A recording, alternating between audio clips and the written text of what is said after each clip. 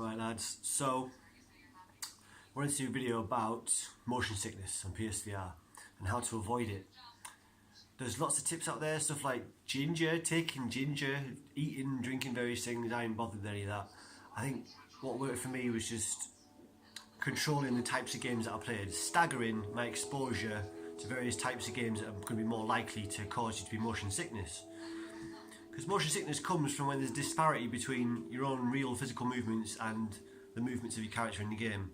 So there's a lot of games where you're just stationary, staying in one spot, and those games don't cause you motion sickness at all. Because all your movements in the game are just exactly what you do in real life, so there's no confusion for your brain. So I was aware of this before I got it, and I kind of started off playing just the games where you stay still, and then you move on to games where you move around a little bit, and save the games where you lots of dynamic movement in all different directions. Save those for later on when you've really got used to it. So this is useful. It's worth doing, I think. I've seen too many people get put off by VR because of motion sickness, and it's different for everybody. So maybe some people just inherently not going to be able to get used to it, but I think most people will be able to acclimatise and get used to it if you kind of stagger your exposure. Yeah, like I said, to the more hectic games that have potential to cause you motion sickness. So yeah, and as a VR player, I have a vested interest in wanting other people to get into VR and stick with it and enjoy it, because then of course the multiplayer lobbies are going to be fuller, and there's a hell of a lot of really good multiplayer games on VR. So yeah, it would be my benefit if more people kind of enjoyed it and stuck with it. So I don't want people to kind of fall out of love with it because they've had this motion sickness, and maybe they've had it because they've jumped in too quickly, I don't know. But certainly there's certain types of games that if I'd played straight away, I think I probably would have felt a bit queasy. Like Dirt Rally, for example, can be mad, especially when the car flips over and you're going in all different directions. The game tries to mitigate for it by blacking out the sides and all the rest of it, but that's the only time I've been had motion sickness.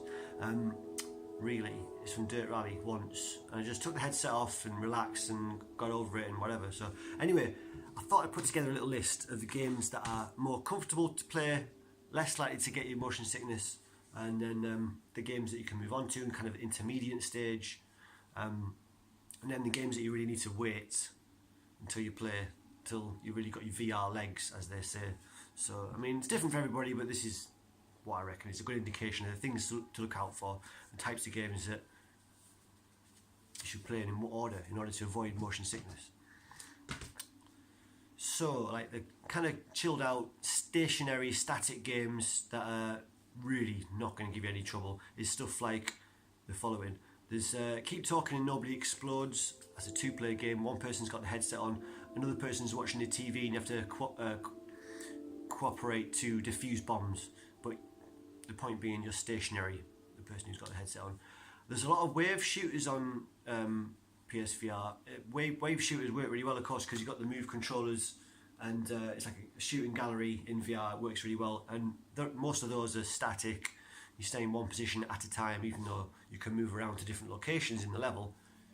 You're stationary in each spot, between kind of teleporting. Of course, teleporting is one of the things that games use to avoid the potential of motion sickness. So if you think you might be susceptible to it, look out for games that have teleport movement, and that should help a hell of a lot. But yeah, so the wave shooters, things like Brookhaven Experiment, Pixel Gear, Ancient Amulator, stuff like that. The Batman game is you stay in one spot in each scene, so that's a good one to start off on. So Batman, Gnog, that's like a puzzle game. You sat down. Most of the sitting down games are going to be better for you as well. I would say, well, a lot of them. So Gnog is like a puzzle game. You're just looking at this box in front of you where you've got to figure out how the contraption opens, stuff like that. But again, the main point being, you are stationary. You're not moving around an environment. Psychonauts is a cool little game where you teleport in between characters. Job Simulator, again, stuck in one spot. Bound, which is a really good platformer, that is one of many games that has different ways of playing the game. It has different comfort modes. So in Bound, you can, from your perspective, you are the camera. You just controlling this character around a platform world, and you can keep the camera in one position at a time, or you can change it and move around dynamically when you get used to that type of movement. But it's one of the many games that has options, so look out for games that have comfort options as well. I Expect You to Die is another puzzle game, really fun. Werewolves Within, which I haven't actually been able to play yet. It's purely a multiplayer game, but again, you're sat in one position interacting with a bunch of people, and the end of the game is to figure out who is the secret werewolf. But yeah, again, that would be a really good game to play. You're not going to get any motion sickness from that one. Super Hot, again, not moving around unnaturally. Holoball, Static, Pinball FX2, Lost Bears, Smashbox Arena, and Sparc. And some of those are some of the best games on the system. And yeah, these are all games that you're not going to have a problem with. I'll put a list in the low bar as well for easier reference. But all of these games you're going to be safe as houses with in terms of motion sickness. So that's a brilliant list of games to be getting on with to ease yourself into using this technology, because it is quite a lot for your brain to take in.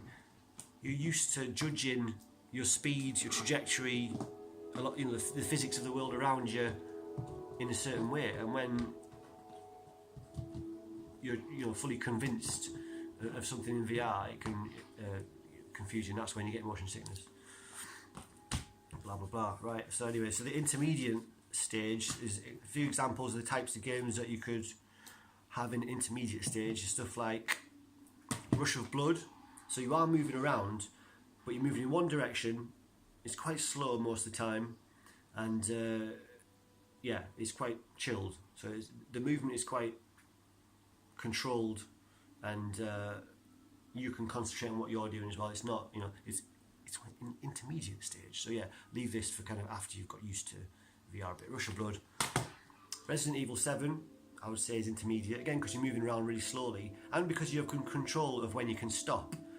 So it's another kind of thing that to look out for in this sort of intermediate phase of getting used to the motion in VR is games where you have control over whether you stop or not. So if you're starting to feel a bit wrong, you can just stop. Simple as that. I mean, obviously you can just pause any game if that's occurring, but in terms of getting used to motion in VR, if you're playing through, it's a good idea to then move on to these games where you have slow movement and you're in total control of the movement, and it's natural movement as well. This is just walking around a house, so you can relate to that type of movement quite easily. So yeah, intermediate. Another one's Farpoint as well. I think that's pretty good. You might even be able to get away with that earlier on. It's one of the first games that my partner played, isn't it, darling? You played Farpoint and had no problems with it. But again, because it's natural movement, it's just a character walking around as a human would, and because you can stop whenever, maybe that's part of it, I don't know. But it didn't cause any motion sickness for Carla, and neither for me either. So yeah, it's intermediate. Some other examples, the Solus Project, which is like a nice kind of exploration, explore 'em up type game. That survival sim style game I was talking about. Again, natural, slow, chilled out movement, nothing too hectic. Bloody Zombies, which is really, it's a beat 'em up, 2D beat 'em up like Streets of Rage when you're looking at it in front of you, and of course it's 3D. It looks really, really pretty in 3D in the headset. But you, as the camera, kind of scroll along this level, but again it's very slow, very smooth. So it doesn't give you too much problems there. Archangel I've put in the intermediate list. Again, it's an on-rail shooter, and the movement of the character is quite slow, and you're free to look around your environment, so it's nothing too hectic again. So yeah, those are just some examples, and again, list in the low bar, the type of games to call maybe intermediate, to ease yourself into movement in VR. But more importantly, there is games that you need to avoid to begin with, I would say, if you're worried about being susceptible to motion sickness. And here are some of the games you definitely need to wait before you play, because these are the types of games that if you play straight away and just binge on as soon as you get the headset, it could put you off, which would be a real shame, because there is such a thing as VR legs. It does happen. You do develop a tolerance. Your brain gets used to interpreting this movement in a way that doesn't make you retch. So it's worth waiting to get used to it kind of gradually. But yeah, these are some of the games that are more likely to give you problems, and I would suggest waiting. So Eve Valkyrie, it's the dogfighter in space. It's a likely candidate just because it's got 6 degrees of freedom of movement. Of course, you're in space, so up, down, left, right, whatever, you know, everywhere. So the games that have a lot more freedom of movement in all directions are more likely to make you feel motion sick because it's unnatural movement. You're not used to moving around like that. And it's enough getting used to, you know, suspending your disbelief to place yourself in these worlds, and then on top of that, to deal with that degree of freedom of movement could wreck your brain a bit. So yeah, Eve Valkyrie potentially. Again, everyone's going to be different. Some people might just be able to jump straight in, but if you are someone who's potentially worried about motion sickness, I'd wait on these ones. So Starblood Arena, for the same reason, 6 degrees of freedom, you know, dogfighter in kind of zero gravity. So yeah, avoid that one for a while. I did. Dirt Rally, again, the only game that's given me a little tiny bit of motion sickness, and that was only when the car was flipping all over the place. If you play without crashing, it hasn't given me any problem at all. It's only this one twinge that I had after it had done a particularly big crash, but I would wait on that one as well, maybe. Battlezone, something that will be common in games that potentially cause motion sickness is when you have unnatural speed of strafing. So maybe you're not used to strafing at speed. So Battlezone, of course, you're in a tank, and again, there's more speed and freedom of movement than you might normally be used to. But yeah, maybe wait on Battlezone.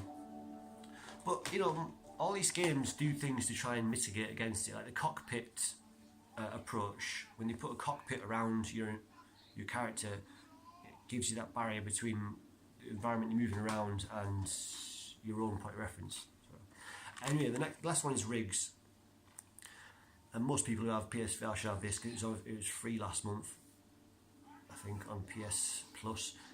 But yeah, rigs, again, is one who's been known to cause issues, and again, because it's got that extra movement, you're jumping really high and such. But yeah, so, did I have any more? Yeah, that's it. Well, those are some examples, basically. So yeah, but mainly there's a hell of a lot of really good games that are completely stationary and aren't going to give you any problem at all. So maybe try and stick to those games first before you think, you know, you feel more confident about your ability to handle that type of dynamic movement. Because I do want to see it take off, and I want to see people enjoy it, because again, yeah, selfishly, it will mean that the multiplayer lobbies are full. There's been a few times where I've gone in to have a game on something and no one's there. The PSVR is a burgeoning platform. It's still only, what is it, 1.5 million, is it? Something like that. I don't know. Highest selling out of all the headsets, but still relatively low when you take into account the number of people that are going to be free to play at any one time, spread across all the different games, of course. So yeah, I don't want to see the scene dwindle. People getting put off by motion sickness is sad, because it doesn't need to happen. Maybe some people are going to get it regardless, I don't know. But if you try this staggered approach, that's one way of doing it, I would suggest. Yeah, I don't know about the eating ginger and all the rest of it. You could try that maybe, but this is what I did and it worked for me. It definitely got my VR legs. So there's a bit of advice anyway. Mark, hope you give it another try. At least play Sparc, Smashbox Arena. You've got to have a go on those before you sell it. If those don't convince you to hang on to it for a bit longer, then fair enough. But that's it. Alright guys, see you later. Bye.